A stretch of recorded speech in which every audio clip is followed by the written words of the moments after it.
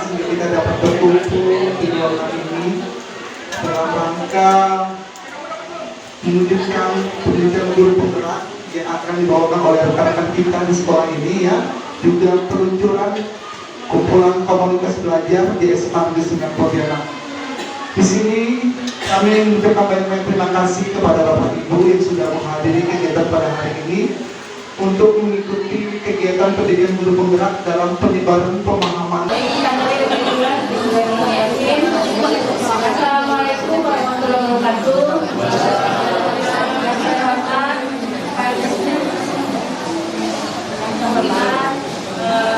Para CGP, dan teman-teman Bapak Ibu sekalian, Assalamualaikum warahmatullahi wabarakatuh.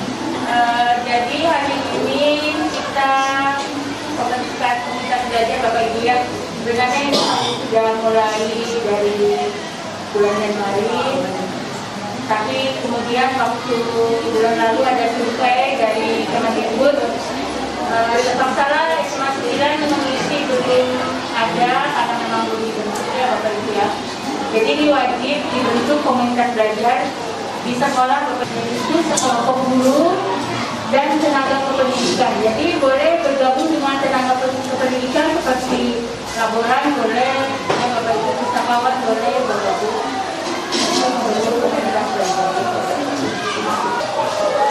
Tujuannya jelas, kita terukur, berarti nanti ada evaluasinya Bapak Ibu ya.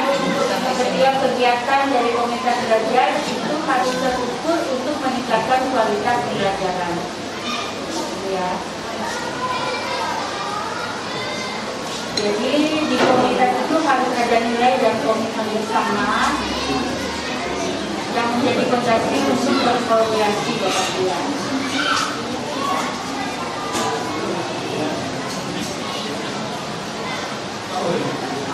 Jadi komunitas belajar ini dapat menjadi tempat yang aman dan nyaman bagi Bapak Ibu untuk berkolaborasi. Jadi tidak merasa dipaksa atau bagaimana.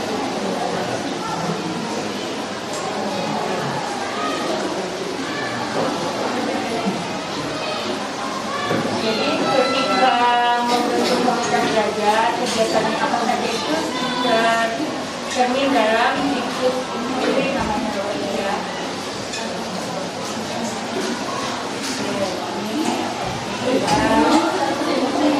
Nah, observasi kelas ini untuk semester ini saya ubah teknisnya Bapak Ibu ya.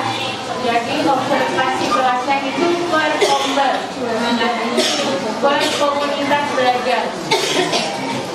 Ya.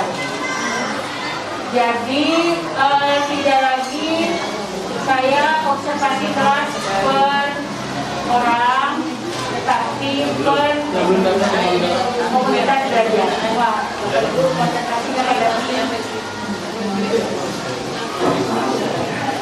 Oke, bisa lanjut ya Bapak Ibu ya. Ini nanti pasti kebagian Bapak Ibu. Kebagian ini siapa? Oke. Nah, komunitas belajar kita bagi per mapel yang serumpun Bapak Ibu ya. Kita anggap agama dan PKN serumpun, kemudian bahasa, ada komber, PT Oka dan seni. Nah, nanti menjadi satu ya Bapak Ibu ya. Oke. Nanti dibentuk dan dibuat koordinator dari masing-masing komber Bapak Ibu ya. Kemudian komber IPA, komber IPS, matematika dan TIK. Jadi kuliah gabung ke matematika. Oke, kemudian GK dan PKWU terpaksa sendiri ya. Nah, yang harus Bapak Ibu lakukan di komunitas itu apa? Ada yang namanya siklus sendiri. Pertama, refleksi awal, kemudian perencanaan bersama, implementasi, dan evaluasi. Refleksi awal itu apa saja?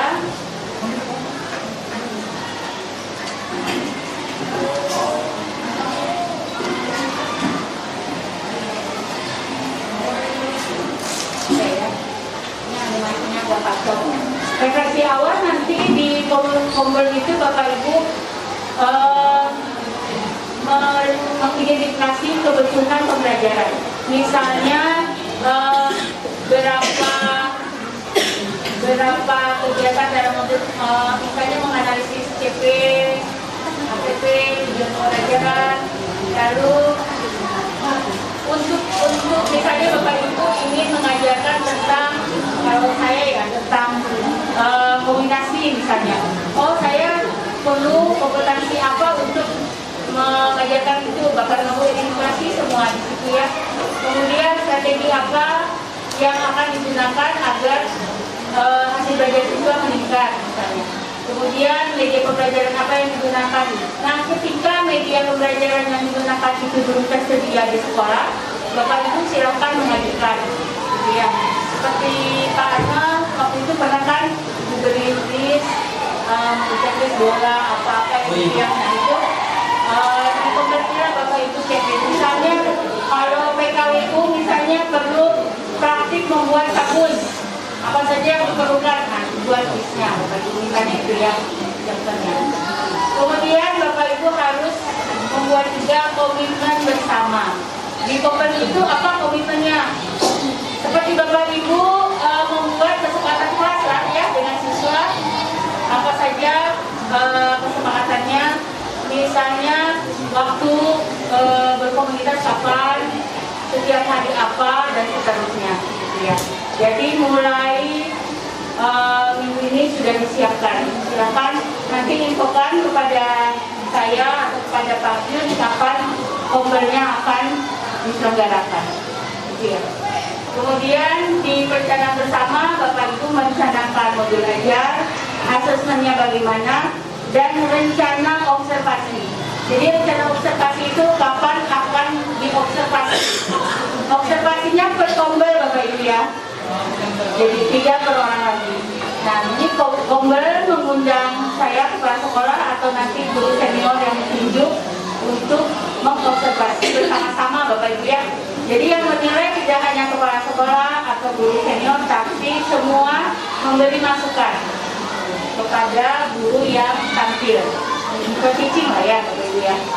Kemudian dalam implementasi nanti ada proses pembelajarannya seperti apa, lalu asesmennya bagaimana, lalu evaluasinya tadi observasi kelas dan umpan balik bagi guru yang tampil. Oke, itu saja sih Bapak Ibu mengenai kombel. Jadi besok nama-namanya sudah tahu kan ya kombelnya tadi itu kombel yang resmi dibentuk sekolah ya Bapak Ibu ya. Kemudian saya ingatkan lagi mengenai disiplin ASN. ASN itu adalah PNS dan P3K. Semua sama ya Bapak Ibu, datang hampir tiap hari jam 7 sampai jam 3, nah seperti itu. Pakaian udah lah ya Bapak Ibu, tidak bisa saya ingatkan lagi. Pertama P3K. P3K itu kan dinilai setiap 3 tahun atau 5 tahun? 5 tahun. Berarti kalau PNS itu SKP-nya istilahnya gini ya, sama aja sih sebenarnya cara penilaiannya. Hanya kalau P3K itu benar-benar diperhatikan SKP-nya, tidak boleh. Sebenarnya semua juga tidak boleh ya, tapi diwanti-wanti sekali oleh bidang PTK bahwa P3K harus benar-benar menilainya gitu ya. Bukan maksud ibu berarti P3K harus disiplin buat PNS-nya gitu ya.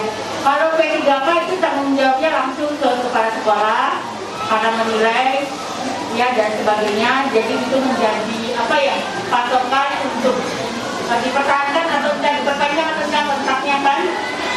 Jadi bertanggung jawab pada sekolah. Bagaimana dengan PNS? Kalau PNS bertanggung jawab kepada langsung Allah Subhanahu wa Ta'ala ya Bapak Ibu ya. Gitu. Jadi karena kalau ibu nilai rendah pun ya tetap saja jadi PNS. Kalau P3K kan enggak. Kalau ibu nilai rendah ya bisa diperpendek kontraknya kan. Tapi kalau PNS ibu nilai rendah pun dia tetap jadi PNS kan. Makanya tanggung jawabnya kepada Allah ya. Itu ya. Jadi datang tiap hari ya Bapak Ibu ya. Saya tahu kok siapa yang sering nggak datang, tahu. Cepat terlaksana dan kita juga pulang. Ya. Baik, terima kasih. Assalamualaikum warahmatullahi wabarakatuh.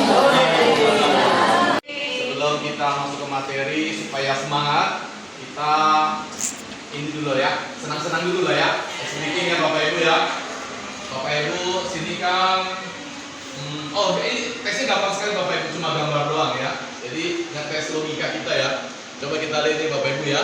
Oke, untuk Bapak Ibu, di sini ada berapa orang yang sedang berkemah?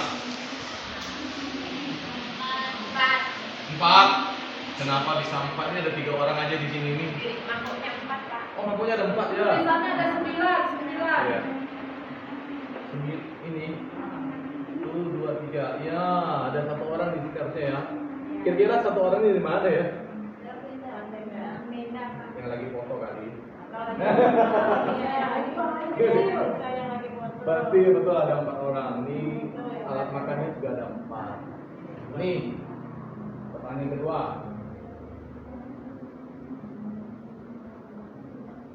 Siapa pembunuh wanita dalam gambar ini? Ini ada 5 orang. Kira-kira siapa? Nanti kayaknya sudah dapat jawabannya.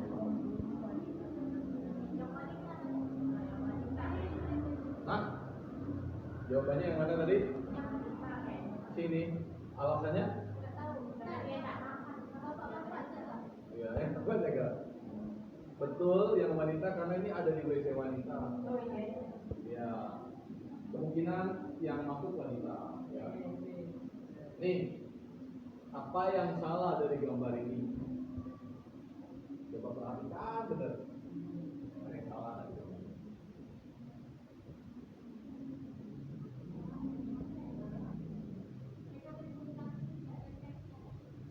Bukan ini raket serangga kayaknya.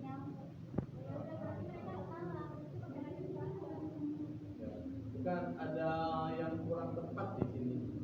Tidak harus ada di sini. Oh, itu kecil.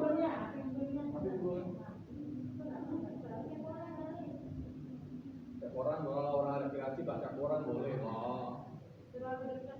Coba Bapak Ibu cukup memperhatikan ini. Ini kan bukan cemara, mungkin ada kaktus. Ini kaktus. Kecil ya. Oke lah kecil. Nah ini ibu pasti jago nih. Burung mana yang asli? Yang nomor 4. Yang asli nomor 4. Ibu Sri jago nih burung. Betul nggak?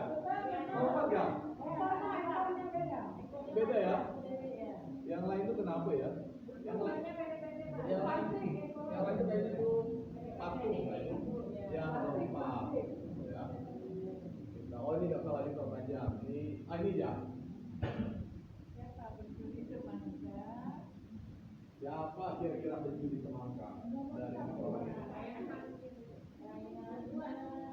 Nomor 2 ini cowok kunci kayak saya gitu. Nomor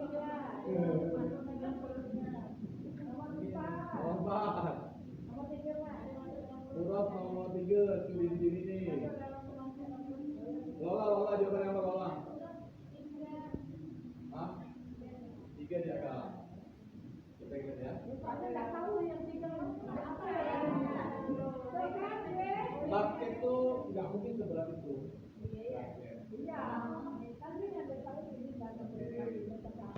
Ini.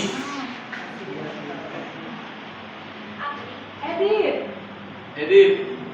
Nah, editan sesuatu. Editan. Itu ada ikonnya. Oke. Benar tuh. Oh, dia makan cumi ya? Dia lagi makan cumi ya? Enggak, memang bentuk ikannya kayak gini. Oh, enggak pernah aku nengok ikan. Iya. Ya memang nih ada di tempat kita mungkin kali ini. Ikan apa? Ikan apa? Itu namanya tuh long nose. Nah, gimana lah Pak? Tahu lah. Ikan itu panjang. Ini kayak gabungan beberapa binatang gitu ya. Nih. Berapa lingkaran?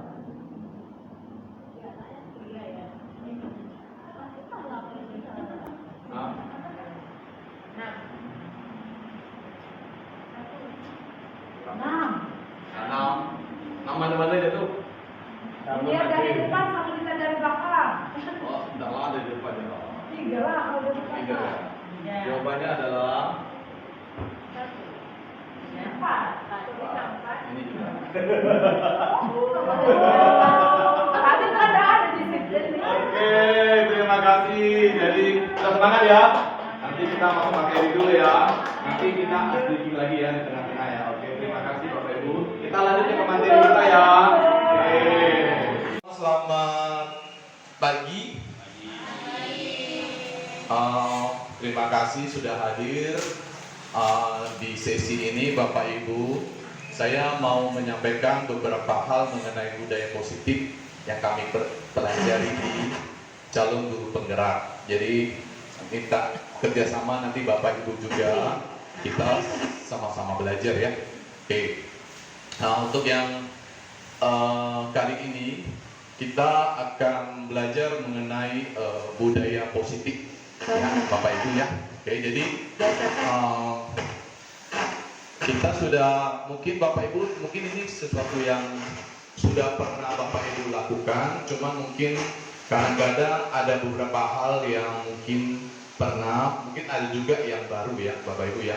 Jadi yang modul yang kita mau pelajari hari ini nanti ada beberapa yang akan kita pelajari. Pertama mengenai perubahan paradigma belajar, terus nanti ada disiplin positif dan nilai-nilai kebajikan universal, silakan. Terus ada teori motivasi hukuman, penghargaan dan restitusi, keyakinan kelas, kebutuhan dasar, posisi kontrol dan segitiga restitusi. Nanti kita akan bahas satu-satu Bapak Ibu. Oke. Pertama gini, yang pertama perubahan paradigma belajar. Bapak Ibu mungkin sudah pernah baca juga ada namanya filosofi Ki Hajar Dewantara. Ya, jadi perubahan paradigma belajar ini banyak kita ambil adopsi dari filosofi dari KHD ya. Salah satunya Bapak Ibu kalau kita coba baca ya, perubahan paradigma belajar itu pembelajaran dirancang berdasarkan prinsip pembelajaran yang berpihak kepada murid ya. Jadi pembelajaran itu dirancang mempertimbangkan tahap perkembangan, tingkat pencapaian peserta didik saat ini sesuai dengan kebutuhan belajarnya, serta mencerminkan karakteristik dan perkembangan yang beragam sehingga pembelajaran jadi bermakna dan menyenangkan. Jadi kata kuncinya dari ini bermakna dan menyenangkan. Terus pembelajaran dirancang dan dilaksanakan untuk membangun kapasitas untuk menjadi pembelajar sepanjang hayat. Jadi belajarnya berkelanjutan harusnya ya. Terus pembelajaran yang relevan, maksudnya pembelajaran dirancang sesuai dengan konteks, lingkungan dan budaya peserta didik yang melibatkan orang tua dan masyarakat sebagai mitra. Pembelajaran juga berorientasi pada masa depan yang berkelanjutan. Dan yang terakhir, perubahan paradigma belajar merupakan pergeseran antara stimulus respon dan teori kontrol. Kita lihat ya, kita akan bahas juga. Jadi nanti hari ini kita mau belajar ini, kan kita akan bahas satu persatu Bapak Ibu ya. Oke, yang pertama kita mungkin mau tanya Bapak Ibu dulu ya. Menurut Bapak Ibu, dari yang pertama dulu, setuju atau tidak kalau misalnya hukuman itu dapat menumbuhkan disiplin pada diri murid? Bapak Ibu setuju apa tidak? Silakan Bu Sri. Sebetulnya tidak, tapi kalau sudah dilakukan secara personal, baik-baik pakai lain nggak bisa, terpaksa harus dikasih hukuman supaya ada efek jerah. Kan sebab kan setiap siswa kan berbeda. Ada yang cuma dikasih tahu namanya, terus dia tidak melakukan lagi. Tapi ada yang harus memang disoterapi berikan hukuman gitu. Jadi kayak hukuman tuh pilihan terakhir gitu ya. Bapak Ibu yang lain setuju atau gimana? Bu Teni setuju harus ada hukuman? Setuju ya? Oke. Sama dengan Ibu Sri atau beda? Beda ya?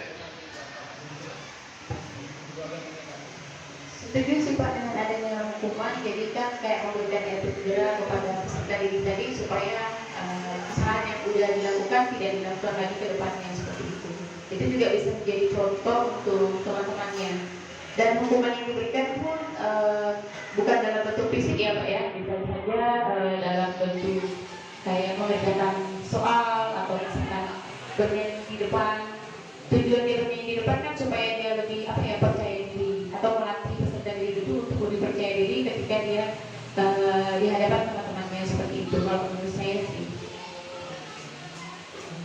Oke, terima kasih. Agak berbeda ya Bu. Nah ini ya. Kita lanjut ke yang kedua ya. Bapak Ibu setuju tidak pemberian hukuman dalam hal positif seperti membaca atau membersihkan halaman sekolah dapat meningkatkan disiplin anak? Setuju tidak? Pak Jess setuju tidak? Kalau pemberian hukumannya seperti yang nomor 2 itu. Saya berpikiran tidak setuju. Karena disiplin anak kan berdasarkan karakter. Kalau membaca itu kan memudahkan kebutuhan anak tersebut. Apa membersihkan halaman kan hanya mempermudah kerjaan dari layanan khusus saja.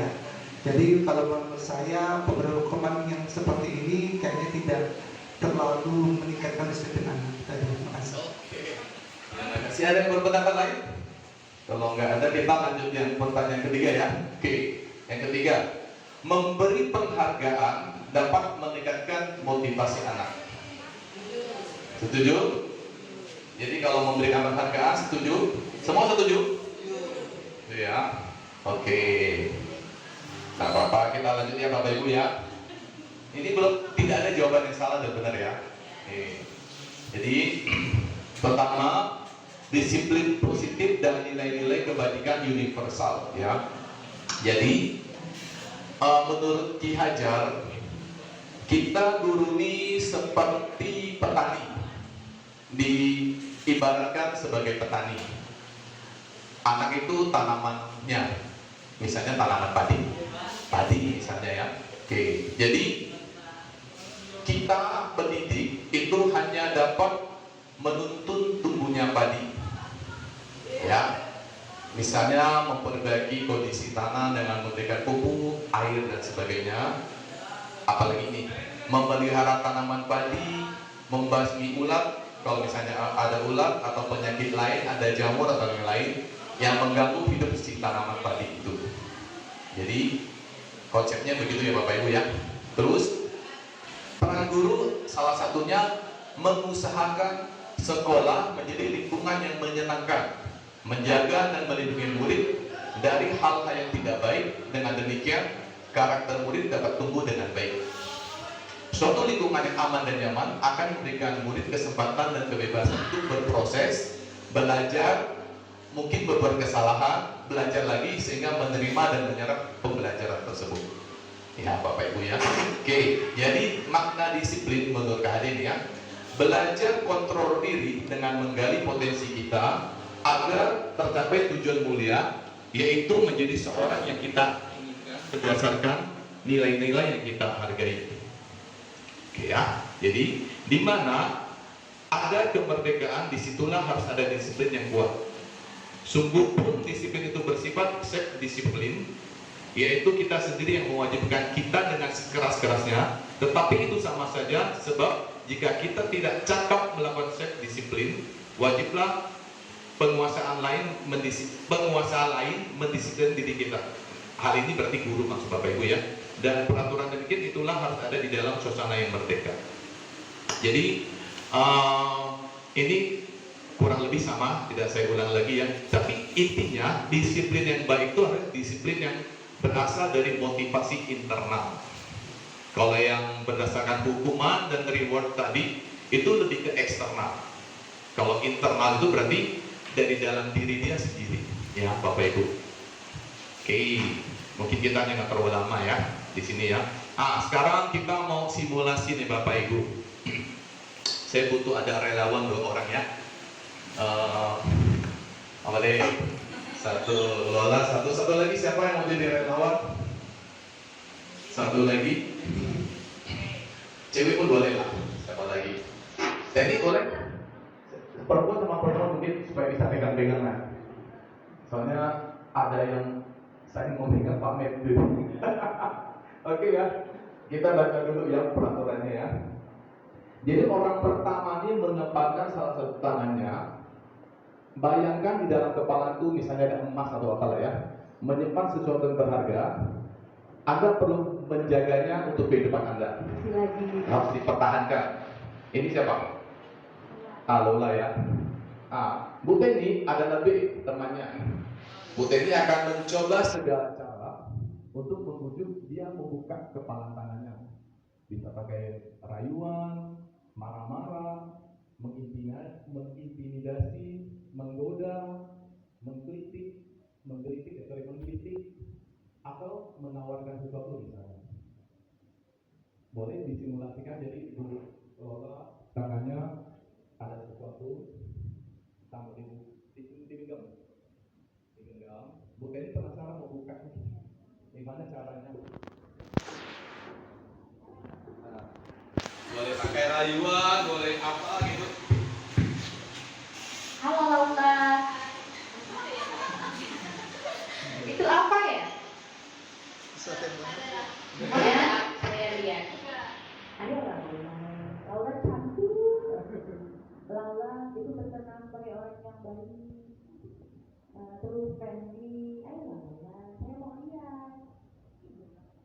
Tidak ya, tak banyak-banyak yang apa itu ya. Ayo Laura. Pengen tahu ya, soalnya saya orangnya kepoan. Udah, sekedar tahu aja, penasaran. Biar kita sama-sama tahu kan kita teman nih. Iya. Ayo Laura, nanti saya nggak mau berteman sama kamu lagi ya. Nanti kamu nggak ada temannya di sini. Ya udahlah kalau gitu ya Laura ya, saya nggak mau berteman sama kamu lagi ya. Ayo Laura. Saya tuh penasaran. Oke. Actingnya bagus ya, kayak benaran itu ya. Bodoh sampai tak tahan lagi. Jadi kalau kita lihat ini ya, kita lihat kasus tadi ya, A sama B ya. Apakah A membuka atau menutup kepala tangannya? Nutup ya, dan buka deh ya. Dalam kegiatan ini siapa sebenarnya yang memegang kendali? A ya. Jadi mau dia tutup, mau dia buka, tergantung A. Yang B itu adalah faktor eksternal. Ya. Ya, ada kepo lah, ada pengen tahu dan sebagainya. Tapi kita sendiri yang bisa mengontrol diri kita sendiri. Mau di open atau tetap close gitu. Ya, si A tadi. Ini berhubungan dengan slide selanjutnya ya. Jadi gini. Jadi ini ada beberapa miskonsepsi. Miskonsepsi berarti konsepnya Salah ya. Oke. Ilusi guru mengontrol murid. Jadi pada dasarnya kita tidak dapat memaksa murid untuk berbuat sesuatu. Murid bisa memilih untuk tidak melakukannya. Teori kontrol mengatakan bahwa semua perilaku memiliki tujuan, bahkan terhadap perilaku yang dia tidak sukai pun. Ya. Terus ilusi yang mengatakan juga bahwa semua penguatan positif, efektif dan bermanfaat. Nah, ini kita perlu diskusikan nanti ya. Terus ilusi bahwa kritik dan membuat orang merasa bersalah dapat menguatkan karakter, menggunakan kritik dan rasa bersalah untuk mengontrol murid menuju pada identitas yang gagal. Yang terakhir ya, ilusi bahwa orang dewasa itu memiliki hak untuk memaksa. Perilaku memaksa tidak akan efektif untuk jangka waktu panjang dan sebuah hubungan permusuhan akan terbentuk. Jadi bisa saja Bapak Ibu melakukannya dengan peraturan, memaksa dan sebagainya. Tapi apakah itu jangka panjang atau tidak? Tidak jawabannya pastinya. Oke, nah ini coba kita lihat ya. Jadi tadi kan ada slide-nya mengatakan nih perubahan dari paradigma stimulus respon menjadi pendekatan teori kontrol. Kita lihat beberapa slide aja ya. Yang pertama, ini realita kebutuhan kita sama. Padahal sebenarnya kebutuhan kita kan tidak sama. Ya. Terus semua orang melihat hal yang sama. Kenyataannya setiap orang memiliki gambaran berbeda walaupun melihat barang yang sama. Ya. Terus kita coba mengubah orang yang berpandangan sama dengan kita. Harusnya kita berusaha memahami pandangan orang yang lain tentang dunia atau tentang ya hal yang kita amati bersama. Ya, dan seterusnya. Bapak Ibu nanti saya bagikan slide-nya bisa baca ya. Oke. Kita lihat nih. Nilai-nilai kebajikan nanti yang mau kita ambil itu adalah nilai-nilai kebajikan yang bersifat universal. Artinya tidak berdasarkan suku, ras, bangsa dan yang lain.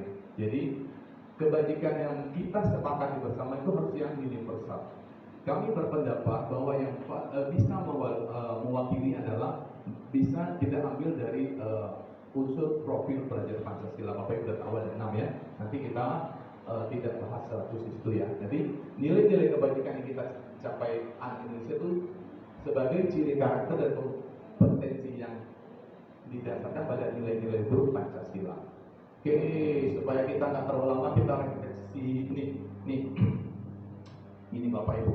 Nilai-nilai kebajikan apa yang Anda rasakan penting saat ini untuk murid-murid di sekolah kita menurut Bapak Ibu?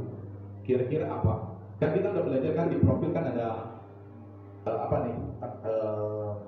gotong royong, kreatif, berpikir kritis, mandiri, ada nama berpendidikan global ya. Menurut Bapak Ibu yang paling penting misalnya satu ya, apa kira-kira? Boleh juga di luar itu karena nilai-nilai kebajikan universal itu sangat luas ya Bapak Ibu ya. Pak Jas, ada pendapat? Oh yang lain enggak? Berbudi luhur. Oke, berhubungan sama Pak Budi ya, berbudi luhur. Berkarakter. Oke, Bapak Ibu ada yang lain? Sopan santun. Buras ada? Gotong royong. Kayaknya semuanya ada di profil itu ya. Berarti oke lah ya, kita sepakat itu ya. Lanjut ya. Oke, nih. Menurut ini Bapak Ibu juga ini ada teori nih ya, teori motivasi ya. Nanti Bapak Ibu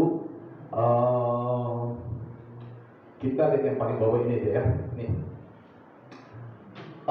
Untuk menghindari ketidaknyamanan atau hukuman, pertanyaannya biasanya apa yang akan terjadi apabila saya tidak melakukan? Pasti murid tanyanya itu. Ya, kalau teori motivasi yang lainnya untuk mendapatkan imbalan atau penghargaan orang lain, pertanyaannya apa yang akan saya dapatkan apabila saya melakukannya? Yang terakhir ini, untuk menjadi orang yang mereka inginkan dan menghargai diri sendiri dengan nilai yang mereka percaya. Pertanyaannya, apakah menjadi orang seperti apa saya nanti melakukannya? Pertanyaannya adalah di antara ketiga itu menurut Bapak Ibu, mana yang paling sering di anak kita? Ini nih. Dia mau melakukannya karena menghindari hukuman, dia mau melakukannya karena mendapat imbalan atau penghargaan, dia ingin melakukannya karena memang menghargai diri sendiri. Menurut Bapak Ibu, dari ketiga ini, mana yang paling sering Ibu? Nomor 2, penghargaan berarti ya, atau mengharapkan iya penghargaan. Bapak Ibu ada yang berbeda lain? Ada yang nomor 1 enggak? Takut sama Yang nomor 1 ini. Sorry, balik. Yang ini. Apabila saya tidak melakukannya, nyaman atau hukuman? Jadi gimana? Yang poin pertama. Yang pertama ya. Jadi takut karena melanggar peraturan dulu ya. Iya. Itu sih yang saya. Bu Teni lebih sering mengalami nomor 1, Bu Sri nomor 2. Kalau nomor 3, karena dia mau aja. Kecil ya, sebagian kecil ya. Ada ya. Oke.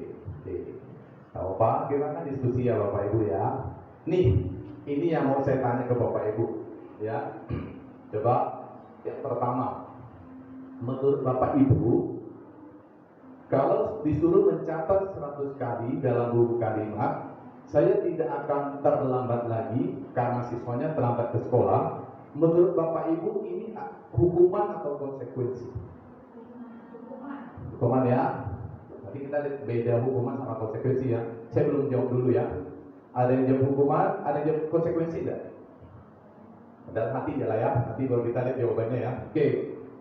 Lari mengelilingi lapangan basket 2 kali karena terlambat hadir ke sekolah. Hukuman ya, bukan konsekuensi ya. Oke. Membersihkan coretan yang dibuatnya di meja tulis. Konsekuensi. Oke. Karena dia yang coret ya. Oke. Berjemur di lapangan basket pukul 12 siang karena mengobrol dengan teman. Ini konsekuensi, nggak hukuman. Oke, betul. Konsekuensi kalau gurunya itu sudah membicarakan itu komitmen. Oh, oke. Jadi kalau gurunya sudah sudah komitmen, kalau ngobrol nanti konsekuensinya seperti ini ya, itu bisa jadi. Tapi anak setuju gitu ya. Iya, kalau komitmen kan harus disetujui oleh kedua belah pihak, baik oleh si pembuat komitmen atau yang menerima komitmen. Oke. Betul, Pak. Pendapat Bu Sri ya. Oke. 12 ya Mbak Bu nih. Habis lari dia pasti haus. Sama dengan apa? Oke, nomor 5 apa nomor 5 nih? Telanjang kaki. sepanjang Boleh enggak kita minta dia bertelanjang kaki karena dia tak pakai sepatu yang sesuai dengan peraturan? konsekuensi lah. Ini hukuman atau konsekuensi? Konsekuensi ya. Ada konsekuensi, harus ada kesepakatan dulu. Oke. Nomor 6, terlambat hadir. Konsekuensi. Terus disuruh membahas 15 menit. Karena dia terlambat 15 menit, dia pulangnya telat 15 menit. Oke. Terakhir, lari lapangan karena memang pelajaran olahraga, terlambat saat pelajaran olahraga. Ini kira-kira hukuman apa konsekuensi? Coba kita lihat ya jawaban ini. Kalau yang nomor 2 sama nomor 7 mirip, tapi yang relevan tuh nomor 7. Ya nggak sih? Ya kan memang pelajarannya fisik, olahraga kan? Yang nomor 6 itu bisa gak hukuman? Nomor 6. Karena kita kan pelajaran kan guru kita beda-beda. Jadi kalau jam pertama di guru bahasa Indonesia, jam terakhir guru bahasa Inggris, kan tidak nyambung. Oh yes, itu Kan? juga. Cuma Karena pelajaran berbeda ya. Oke. Kecuali kalau di guru kelas SD yang masuk akal. Kalau ini tadi hukuman ya. Kalau nomor 5 bisa buat dia malu. Nomor 5. Ya nggak sih? Ya, apalagi cewek pasti dia malu. Kalau cowok sih dia seneng ya. Oke, jadi kita bahas ya. Hukuman itu biasanya tidak terencana atau tiba-tiba. Terlambat, langsung di otaknya kepikir apa? Langsung gurunya hukum pakai yang kepikir di otaknya. Ya, satu arah gurunya yang memberikan, satu arah ya. Terus muridnya menerima dong, berarti ya, menerima tanpa ada perjanjian atau kesepakatan sebelumnya. Hukumannya biasanya fisik ataupun psikis ya. Terus akan menghasilkan perilaku yang negatif. Kalau konsekuensi gini, sudah terencana, yang tadi Bu Sri bilang, sudah dibahas, idenya dari murid dan disetujui. Ya. Terus nih, ini yang di garis hitam ya. Murid tetap dibuat tidak nyaman untuk jangka waktu pendek. Artinya saat dia melaksanakan konsekuensi tetap nggak enak. Tadi kan misalnya harus lari keliling lapangan dan ada beberapa lagi ya, tetap pasti nggak enak ya. Terus biasanya diberikan berdasarkan suatu data yang umumnya dapat diukur. Misalnya setelah 3 kali kita ada perjanjian, terlambat sekali ini, 2 kali, 3 kali ada eksekusi gitu. Jadi tidak langsung gitu, sesuai kesepakatan. Yang penting adalah membantu murid belajar dari tindakannya sendiri. Artinya bukan berasal dari kita, konsekuensi berasal dari dia ya. Oke, Bapak Ibu, ini tadi dihukum oleh penghargaan. Sebenarnya kalau penghargaan itu bisa tapi jangka pendek ya. Yang paling rendah itu hukuman, baru penghargaan, yang terakhir baru konsekuensi. Ada suara yang bocor ya. Kita agak cepat Bapak Ibu. Saya mau masuk ke sini. Apa itu restitusi? Di ekonomi ada restitusi. Saya sempat cari kan sebelum saya belajar ini kan. Saya coba cari restitusi itu apa gitu ya. Ternyata itu istilah ekonomi. Pengembalian apa tuh? Uang ya? Apa penalti ya? Lupa saya baca sekitar tapi lupa lagi. Ya, itu dari istilah ekonomi ternyata restitusi. Jadi restitusi itu ini menurut teori motivasi ya, adalah proses menciptakan kondisi bagi murid untuk memperbaiki kesalahan mereka sehingga mereka bisa kembali pada kelompok mereka dengan karakter yang lebih kuat. Ya, restitusi juga adalah proses kolaboratif yang mengajarkan murid untuk mencari solusi untuk masalah dan membantu murid berpikir tentang orang seperti apa yang mereka inginkan dan bagaimana mereka harus memperlakukan orang lain. Jadi kita coba lihat ya. Nih. Jadi ciri-ciri dari restitusi itu adalah bukan untuk menebus kesalahan, namun untuk belajar dari kesalahan. Ya, itu yang pertama ya. Kedua, restitusi itu untuk memperbaiki hubungan. Restitusi adalah tawaran bukan paksaan. Makanya kan ada perjanjian sebelumnya, ya. Restitusi menuntut untuk melihat ke dalam diri. Restitusi fokus pada solusi. Artinya kalau dia terlambat, harusnya kan solusinya bukan hukuman, tapi bagaimana dia tidak terlambat lagi, gitu kan? Itu ya, Bapak Ibu ya. Oke. Kita lanjut. Habis baterai, tapi nggak apa-apa. Nanti baterai. Takut nanti nggak kedengaran. Oke, Bapak Ibu kita lanjut lagi ya. Oke, sekarang ini kita lewati aja nggak apa-apa ini ya. Nanti Bapak Ibu boleh lakukan di kelas masing-masing.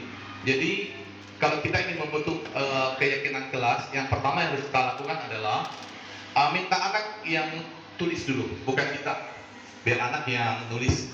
Mereka maunya gimana?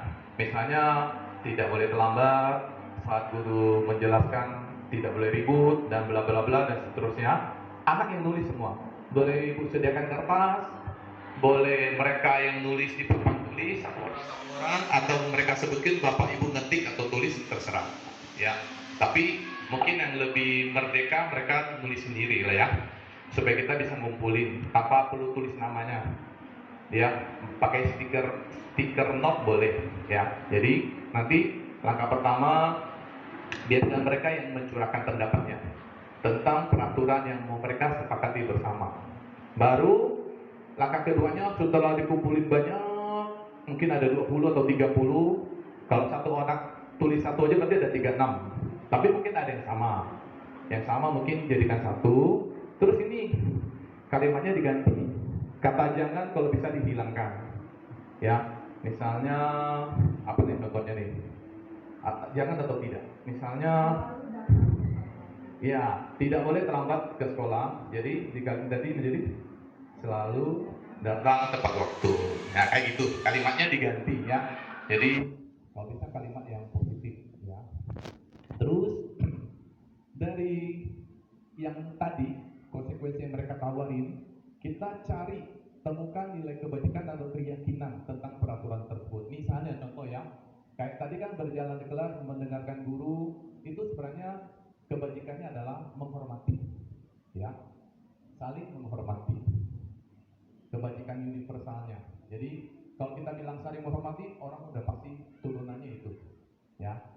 Terus semua warga sekolah dapat mencetak, menyepakati bisa kita tanda tangan. Kita buat poster atau tempel di sini kayak seperti ini boleh, ya Bapak Ibu ya. Di boleh tulis tangan, boleh di print dan sebagainya, ya. Oke.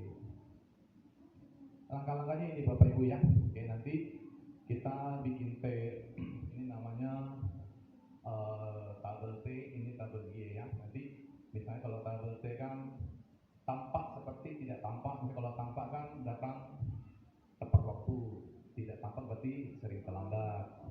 Kalau tampak menyapa guru dan teman, ini acuh tak acuh dan seterusnya ya. Nanti bisa Ibu buat juga ke dalam bentuk tabel Y ya. Ada terdengar, terlihat dan perilaku, ini lebih ke yang kita nampak gitu ya. Oke, kecil ya gawetan ya.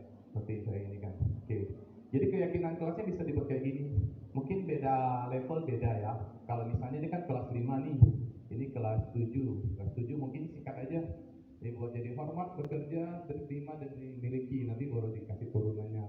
Hormat tuh misalnya kami yakin, ditulis ya di kayak di karton ataupun di print, nanti dibuat kayak gini ya.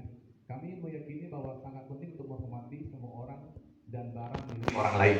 Ya, ini contoh aja Bapak Ibu. Oke, dan seterusnya ya, ini kita lewati aja ya. Nih. Oke, ada 5 kebutuhan dasar manusia kenapa anak berperilaku buruk. Ya, yang pertama itu adalah kebutuhan bertahan hidup. ada anak yang mungkin Bapak Ibu pernah ketemu, pasti pernah ketemu kali ya, tidur. Saat Ibu ngajar dia tidur. Atau apa ya, ngobrol. Kalau tidur lebih ke sini, kebutuhan bertahan itu. Dia ngantuk kan harus kita cari tahu penyebabnya. Ya, ada banyak kemungkinan. Yang pernah saya ketemukan, tapi kita belum ketemu solusi yang tepat ya. Jadi malam-malam dia jadi tukang parkir. Nah, jadi besok paginya ada ngantuk. Tapi ada juga anak kita beberapa yang terlambat, malam-malam scroll TikTok sampai lupa udah jam 2 gitu. Ya, kadang-kadang dia bilang bisa lupa kalau nggak diingatin. Karena memang kalau Bapak Ibu juga sering main medsos kan kadang-kadang bisa lupa waktu. Ya, kadang rasanya baru scroll gitu kan, ternyata udah 5 jam dari situ. Nah, kalau butuh waktu boleh ya, kalau gabut gitu ya, nah, boleh lah. Sering gabut kan? Enggak kan? Oh, kurang waktu ya. Oke, pasti mau ditambah ya. Satu hari jangan 24 jam, kita lebihkan ya. 24 jam setengah lah. Ya, itu lah. Respon ya lama. Mau ke pantai gitu tuh. Oke, lanjut ya Bapak Ibu ya. Ada juga kebutuhan kasih sayang dan rasa ingin diterima. Ya, jadi kadang dia juga cari perhatian ya, ganggu temannya atau apa itu di sini biasanya. Ya, terus penguasaan, kebutuhan tentang pengakuan dia bahwa saya ini ada gitu, mau diakui gitu, dan seterusnya ya. Kebebasan, biasanya ini lebih cocoknya kalau kita ingin menyalurkan di ini kali, di pembelajaran berdiferensiasi, karena mungkin dia pengennya produknya gimana dan seterusnya ya. Terus kesenangan atau kebutuhan ingin senang. Jadi makanya di teori tadi KHD kan pembelajaran yang menyenangkan ya. Jadi Bapak Ibu mencoba mencari mungkin model atau metode di mana anak-anak belajar dan senang gitu. Oke ya, kita lanjut ya Bapak Ibu ya. Soalnya saya mau ini lagi nih, mau praktek nih kita nih ya. Oke. Kita lanjut aja Bapak Ibu ya. Oke nih, Bapak Ibu sebagai guru, kita kadang-kadang ada di salah satu ini ya, 5 posisi kontrol. Bapak Ibu yang tadi misalnya ketemu, saya kasusnya ada teman, mungkin ada di laptop supaya cepat aja. Misalnya kadang-kadang ada guru yang langsung marah kalau misalnya terjadi anak lakukan kesalahan ya. Kamu jangan gini, jangan itu, biasanya itu adalah posisi sebagai penghukum. Jadi posisi Bapak Ibu adalah kayak polisi atau jaksa, menghukum bisa secara fisik maupun verbal. Kalau terlambat suruh kering lapangan, berarti ini posisi sebagai penghukum. Atau ini kadang ibu-ibu nih, walaupun dia tidak marah, tapi kamu bikin ibu nih jadi malu, atau kamu berbuat ini membuat orang tua akan jadi malu dan sebagainya. Dibuat dia itu kayak jadi salah dia gitu. Itu membuat rasa bersalah. Nah, ya. Walaupun tak marah, tapi sakit, lebih sakit sebenarnya. Kalau ini sih ada anak tertentu yang ini lebih sakit daripada dimarah gitu. Ya. Sebagai teman, jadi Bapak Ibu ini posisinya kayak teman gitulah. Seperti temannya gitulah. Kalau ada salah dielus-elus, dibilang jangan dan sebagainya ya.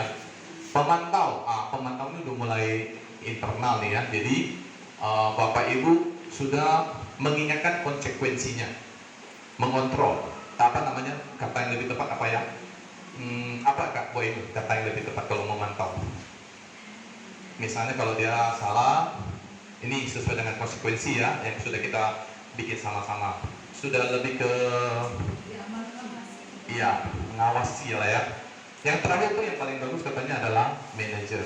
Posisi itu sebagai guru yang paling bagus di antara pemantau atau manajer. Kalau yang ini, tapi kadang-kadang semua itu pernah saya lakukan. ya betul. Bertahap. Betul.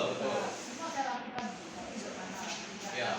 Bapak Ibu habis ini mungkin lebih kita ada praktek lah ya supaya nanti Bapak Ibu juga bisa memahami dengan detail apa apa nanti yang disebut dengan segitiga restitusi ya. Nanti kita coba lihat itu kontrol dari udah ya. Nah ini, jadi gini, ada 3 langkah yang harus Bapak Ibu lakukan ya untuk menerapkan teori segitiga restitusi. Yang pertama itu adalah menstabilkan identitas. Jadi kalau menstabilkan identitas ini, contohnya seperti ini nih tadi. Kita semua akan melakukan hal yang terbaik yang bisa kita lakukan di sini dia Bapak Ibu. Jadi misalnya apa nih Kak? Bapak Ibu supaya semangat, kita sebelum masuk ke materi selanjutnya kita explication dulu ya, Bapak Ibu ya. Bapak Ibu tahu tepuk pagi siang malam? Tahu ya? Tepuk pagi sekali. Kalau saya bilang tepuk siang 2 kali. Malam, tepuk sore dulu. Tepuk sore 3 kali. Tepuk malam. Karena sudah malam. Kita tes ya. Tepuk pagi. Tepuk siang. Tepuk sore. Tepuk malam. Oke. Sekarang kita agak cepat ya. Tepuk siang. Tepuk pagi. Tepuk pagi. Tepuk malam.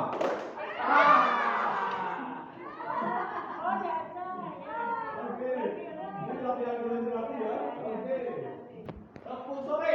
Tepuk sore. Tepuk pagi. Tepuk pagi. Tepuk siang. Tepuk malam. Berarti udah oke ya. Sekarang kita ganti permainannya. Kalau saya bilang tepuk 1 kanan ya. Sekali ya. Satu ya. Kalau tepuk 2 kanan kiri. Ya. Kalau tepuk 3 kanan kiri tengah. Tepuk 4. Tepuk 4 kanan kanan kiri kiri. Sekali. Oke, kita tes ya. Tepuk 1. Tepuk 2 kali kanan kiri. Tepuk 1. Tepuk 2. Tepuk 3. Tepuk 4. 2 kali. Ulang ya. Tepuk 4. Nah, sekarang kita acak ya. Tepuk 4. Tepuk 1. Tepuk 2. Tepuk 2. Tepuk 2.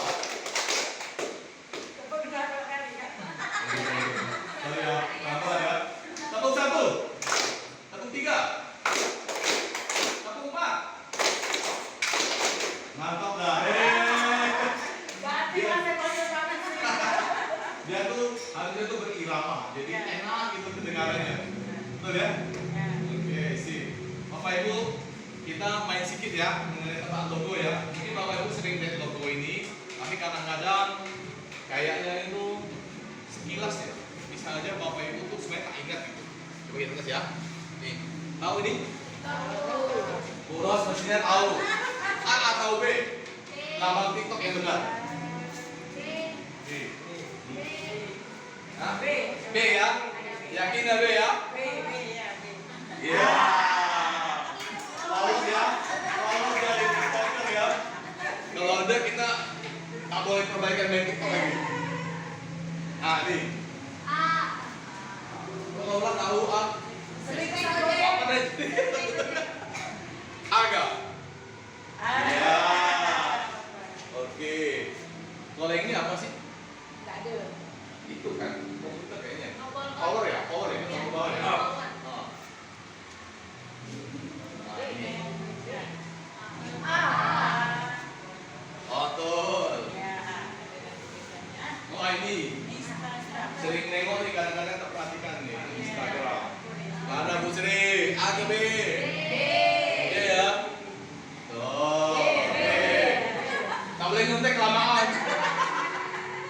Oh, ini sih jarang kita lihat ya. Tapi yang mana benar? B ya? Ada bintang. Burger King juga mungkin jarang ya. Ada nggak kita Burger King? Nggak ada ya? A ya? Nah ini sering nih. B ya?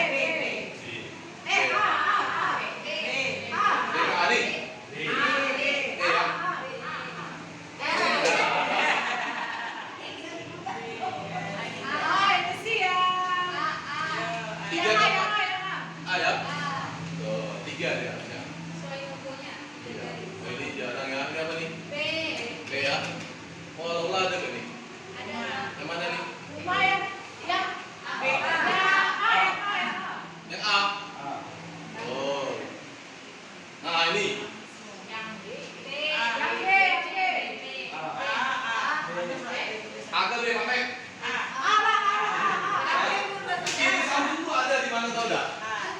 Di mana? Di ini kan? Nih, di sini kan?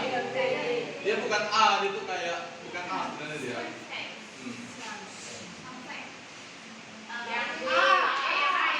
A ya. Oke. Oreo. A ya. Anak kecil pasti tahu nih. Bu Sri harusnya tahu nih. A ya. Nah, ini yang ada kan muncul di HP kita besok.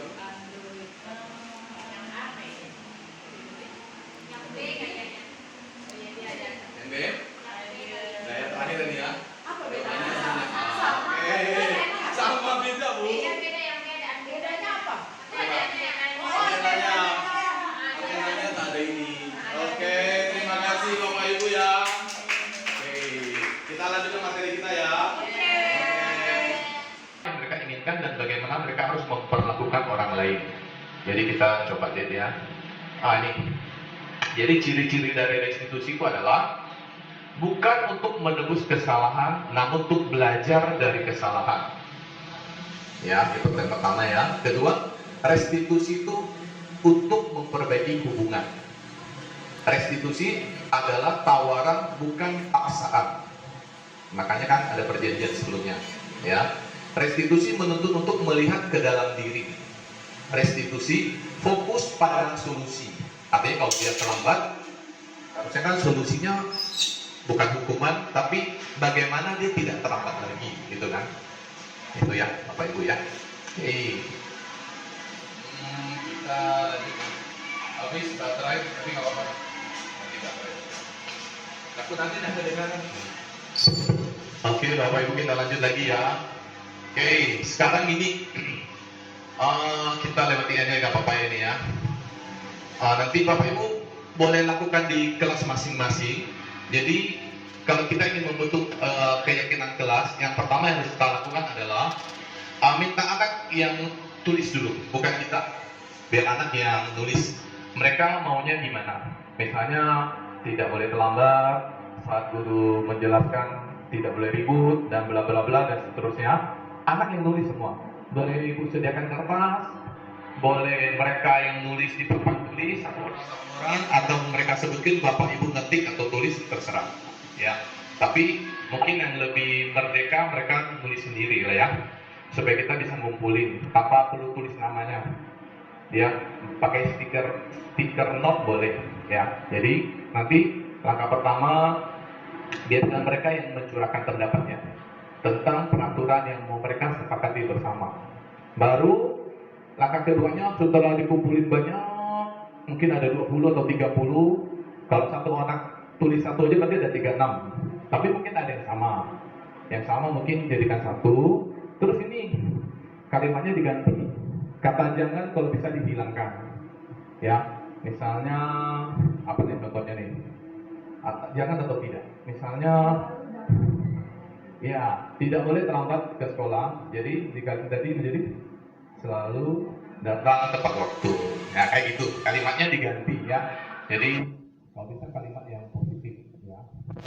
Terus dari yang tadi konsekuensi yang mereka tawarin, kita cari temukan nilai kebajikan atau keyakinan tentang peraturan tersebut. Misalnya contoh ya, kayak tadi kan berjalan di kelas mendengarkan guru, itu sebenarnya kebajikannya adalah menghormati, ya, saling menghormati. Kebajikan universalnya. Jadi kalau kita bilang saling menghormati, orang udah pasti turunannya itu, ya.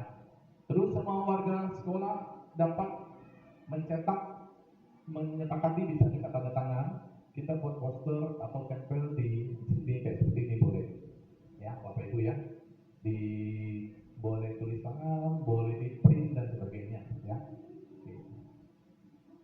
Langkah-langkahnya ini Bapak Ibu ya. Oke, nanti kita bikin ini namanya tabel T, ini tabel G ya. Nanti misalnya kalau tabel T kan tampak seperti tidak tampak. Misalnya kalau tampak kan datang tepat waktu, tidak tampak berarti sering terlambat.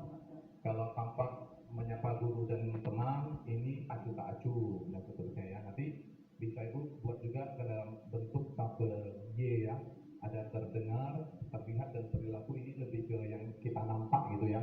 Oke, kecil ya rekan-rekan ya, seperti saya ini kan. Oke, jadi keyakinan kelasnya bisa dibuat kayak gini. Mungkin beda level beda ya. Kalau misalnya ini kan kelas 5 nih, ini kelas 7. Kelas 7 mungkin singkat aja. Dibuat jadi hormat, bekerja, berterima dan dimiliki. Nanti baru dikasih turunannya. Hormat tuh misalnya kami yakin ditulis ya di kayak di karton ataupun di print nanti dibuat kayak gini ya. Kami meyakini bahwa sangat penting untuk menghormati semua orang dan barang milik orang lain. Ya, ini contoh aja Bapak Ibu. Oke, dan seterusnya ini kita lewati aja ya. Nih, oke, ada 5 kebutuhan dasar manusia kenapa anak berperilaku buruk. Ya, yang pertama itu adalah kebutuhan bertahan hidup. Ada anak yang mungkin Bapak Ibu pernah ketemu, pasti pernah ketemu kali ya, tidur. Saat itu ngajar dia tidur, atau apa ya, ngobrol. Kalau tidur lebih ke sini, kebutuhan bertahan hidup. Dia ngantuk kan harus kita cari tahu penyebabnya. Ya, ada banyak kemungkinan. Yang pernah saya ketemukan, tapi kita belum ketemu solusi yang tepat ya.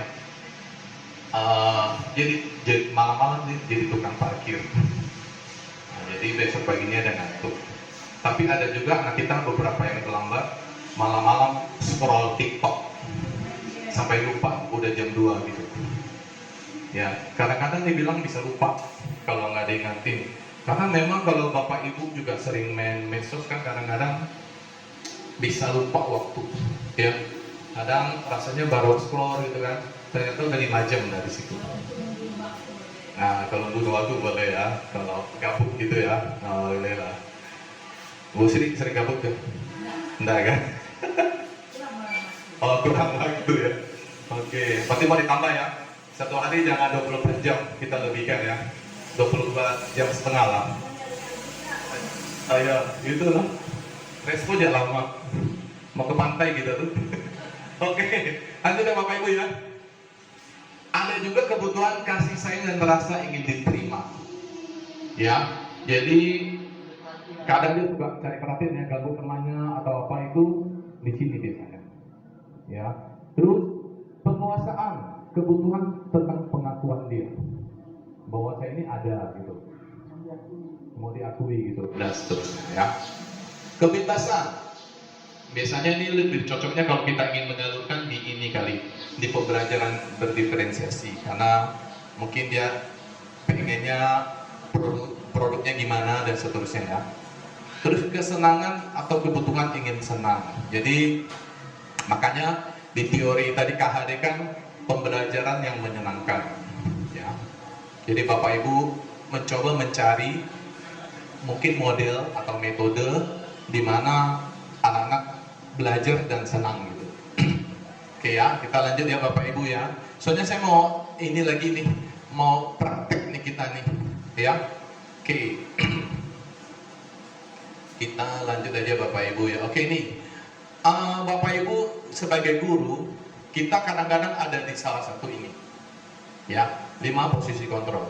Bapak Ibu yang tadi misalnya ketemu, saya kasusnya ada teman, mungkin ada di laptop supaya cepat aja. Misalnya kadang-kadang ada guru yang langsung marah kalau misalnya terjadi anak lakukan kesalahan ya. Kamu jangan gini, jangan itu, biasanya itu adalah posisi sebagai penghukum.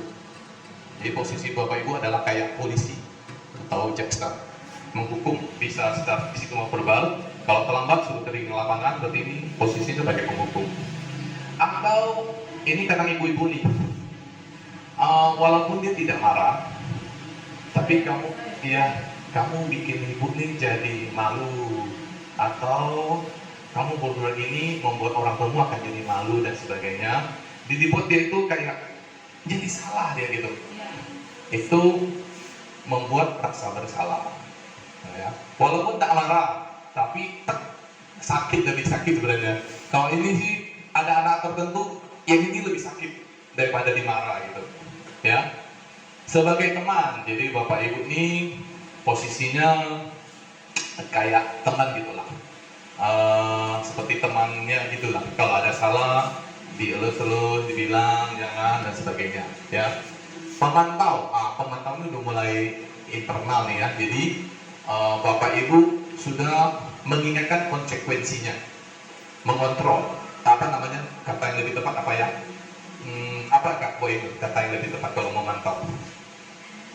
Misalnya kalau dia salah, ini sesuai dengan konsekuensi ya yang sudah kita bikin sama-sama. Sudah lebih ke iya, mengawasi lah ya.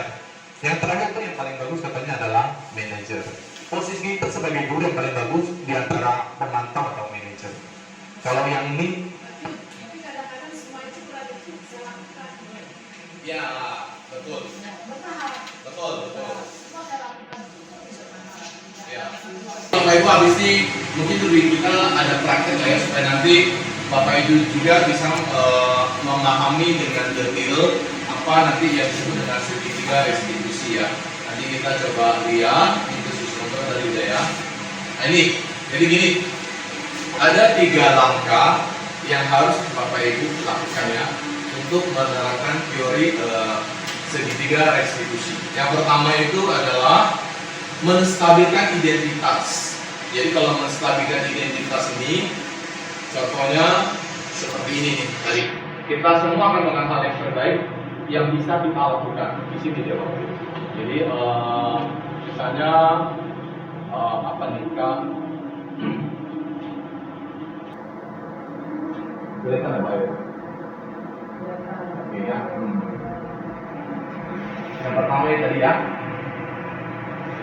Ini jadi Bapak Ibu bisa konfirmasi dulu bahwa setiap orang itu bisa melakukan kesalahan. Ini menstabilkan identitas ya. Sarana melakukan kesalahan ya. Simulasinya bisa kita lakukan ini dulu. Kamu bukan satu-satunya orang yang pernah melakukan hal ini. Baru kita validasi. Kalau kita penyelidikan, kita validasi dulu tindakannya. Kita tanya alasannya di sana. Ya. Terus apakah ini bagus buat kamu dan sebagainya. Ini ada di validasi tindakan. Baru yang terakhir menanyakan keyakinan. Yang tadi sudah kita sepakati bersama. Ya, misalnya kita tanya, kita kan nggak pernah bikin keyakinan kelas ini. Menurut kamu ada nggak yang kamu lakukan salah? Ya, Bapak Ibu ya. Ini saya lanjut ya.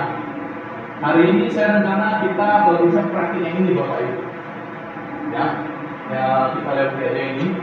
Nanti Bapak Ibu tuh saya ada kasihkan ini. Apa tuh namanya? Beberapa kasus. Bapak Ibu nanti bisa ambil peran. Nanti kita coba simulasikan di sini. Satu jadi guru, satu jadi murid. Oke, boleh. Satu jadi guru, satu jadi murid. Kamu kan lola pegangannya apa? Kan sama. Kasusnya harus sama. Tantangannya kalau misalnya kasus 1 berarti kasus 1. Bisa nggak? Wah itu mau prakteknya sama Lola, coba dah. Nah, tapi mau coba yang lain sambil pelajari dulu mungkin. Ada Kak? Kasus 2 Kak? Oke, boleh. Posisi yang bagus itu katanya harus saling berhadapan. Jadi, wah itu sebagai murid sebagai ibu. Nah, mulai jadi murid ya, tidak terbalik ya. Silakan. Bapak Ibu mungkin bisa coba lihat praktek segitiga restitusi ya. Betul ya? Ayo.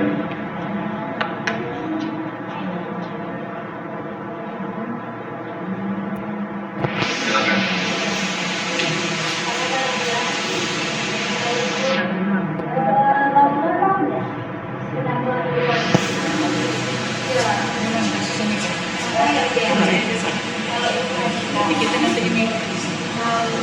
Sampai ke sekolah itu setelah yang begini ya,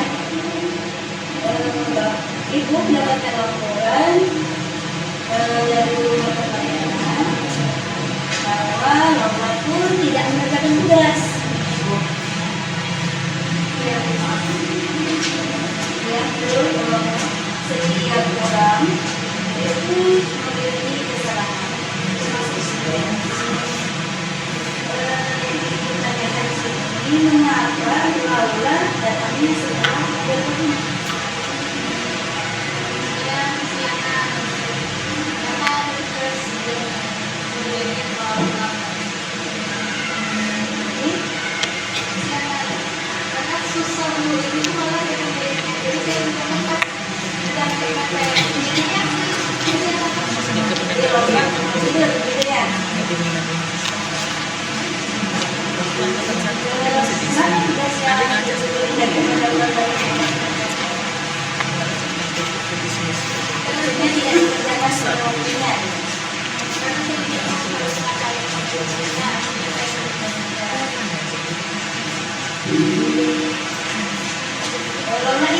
Kalau kita tenang, buat keyakinan Tuhan.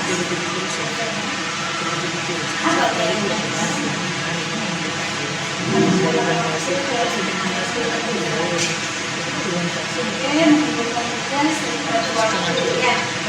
Menurut Allah, dari keyakinan Tuhan yang telah dibuat, ada tidak nilai kebajikan dari keyakinan?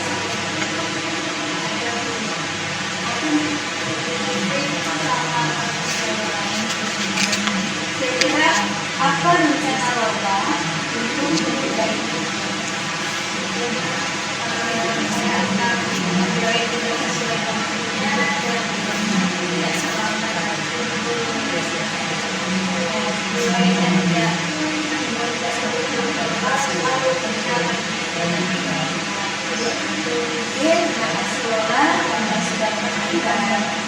Suci untuk kebaikan.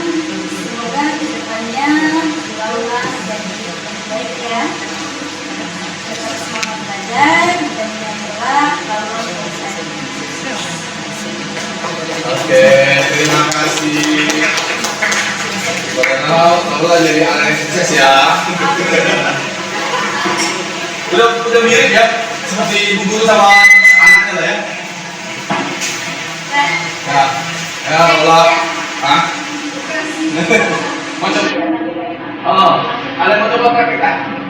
Jadi mau coba praktek kan? Boleh? Mau coba tak? Saya baca nggak mau apa?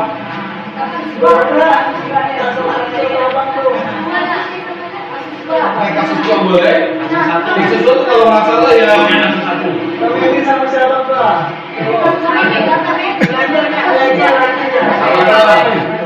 Ini sebagai guru kan sebagai murid. Guru lah ya guru. Oke. Abang nggak apa? Ayah salah nggak boleh.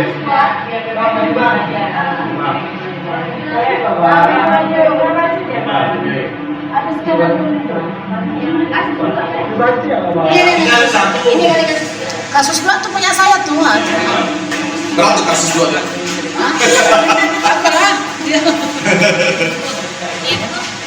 Ini kasus 2 aja. Ini suasana.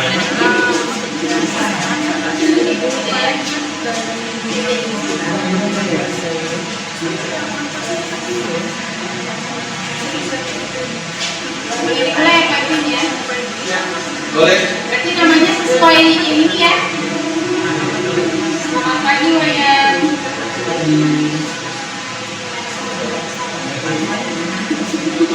Ulang ya. Selamat pagi Dani.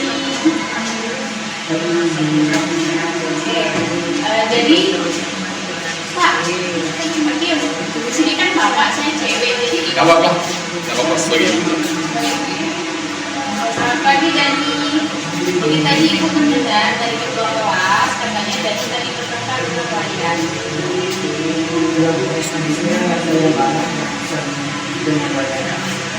Karena apa? Karena kondisinya Wayan berkali-kali mengambil kasih saya hingga hilang kekurangan dan saya berkali-kali mengingatkan serta harus ini melakukan bagi saya. Oh begitu. Ya wajar lah kalau kamu marah dan kesal. Ibu juga akan sangat marah dan kesal di posisi kamu. Ya, Lalu apa yang kamu lakukan terhadap Wayan tadi? saya marah dan mengerti Wayan dengan kata-kata kasar. Oh, pastinya kamu berbuat seperti itu karena ada alasannya ternyata ya. Ya, bisa saya berkata karena ini bukan hanya sebagai ibu tapi dari teman tadi kan saya juga harus melakukan lagi. Ya wajarlah jika kamu marah. Ibu juga akan menghargai tindakan yang sudah kamu lakukan. Ya, Sekarang coba kamu berpikir, apakah tindakan yang kamu lakukan ketika kamu mengambil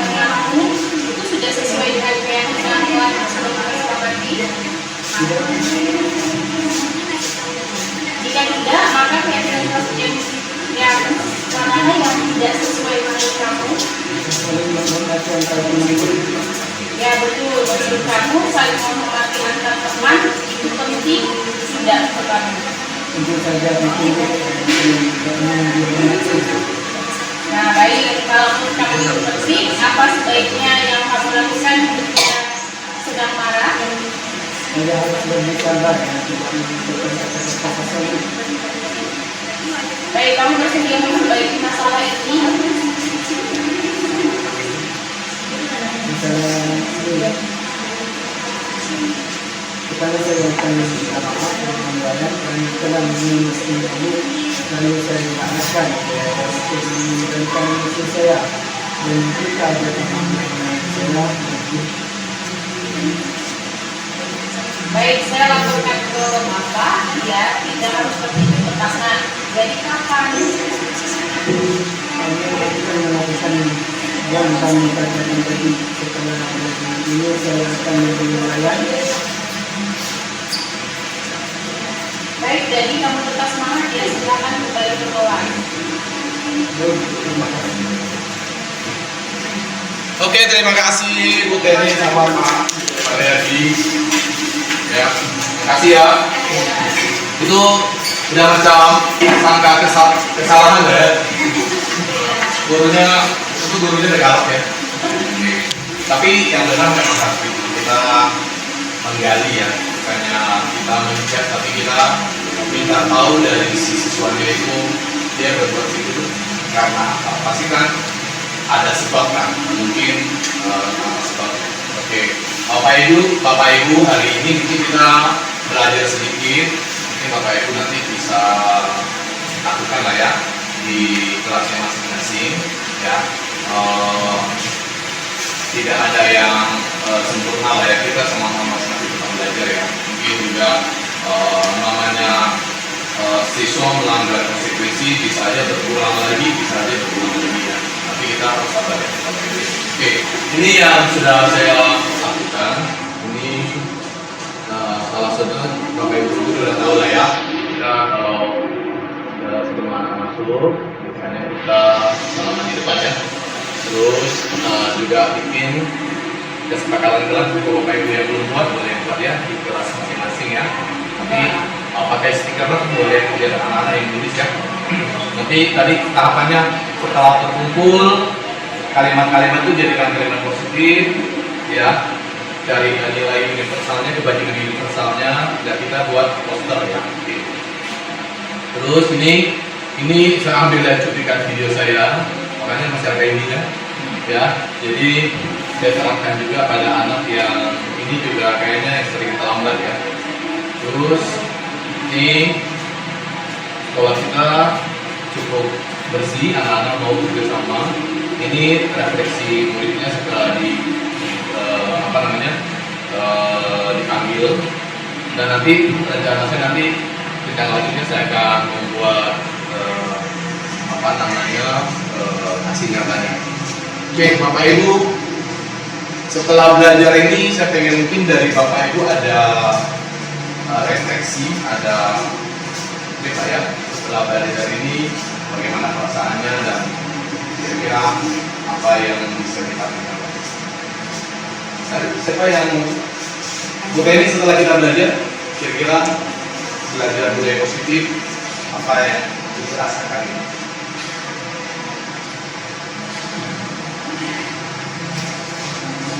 Oke, pertama sudah saya perhatikan ada beberapa kasus memang seperti yang Bapak jelaskan tadi saya alami dengan adanya pembelajaran budaya itu seperti diskusi juga tadi saya bisa mengetahui ternyata ketika anak melakukan kesalahan ternyata ada cara yang lebih baik untuk saya menghibur anak supaya anak ini menerima teguran yang kita berikan dengan senang hati supaya mereka itu tidak melakukan kesalahan yang sama.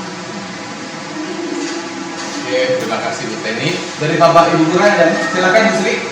Dari pelajaran yang di yang saya terima, ternyata untuk mengubah seseorang itu tidak harus dengan hukuman, jadi itu bisa menyatukan anak terlebih dahulu bahwa yang buat misalnya melakukan kesalahan, maka beritahu dia bahwa itu salah, akibatnya akan begini, maka kamu harus mungkin bukan satu-satunya hukuman yang bisa membantu siswa yang melakukan kesalahan, tapi dengan kebenaran ada juga yang melakukan beberapa kesalahan. Terima kasih Bu Sri, berarti bermanfaat lah ya. Bapak Ibu, untuk yang budaya positif sampai di sini saja. Nanti kita mungkin akan banyak belajar lagi mengenai hal-hal lain seperti ini ya. Oke, terima kasih atas kehadirannya semua. Terima kasih, selamat siang semua. Foto bersama Pak. Oke, foto. Simulasinya bisa kita lakukan.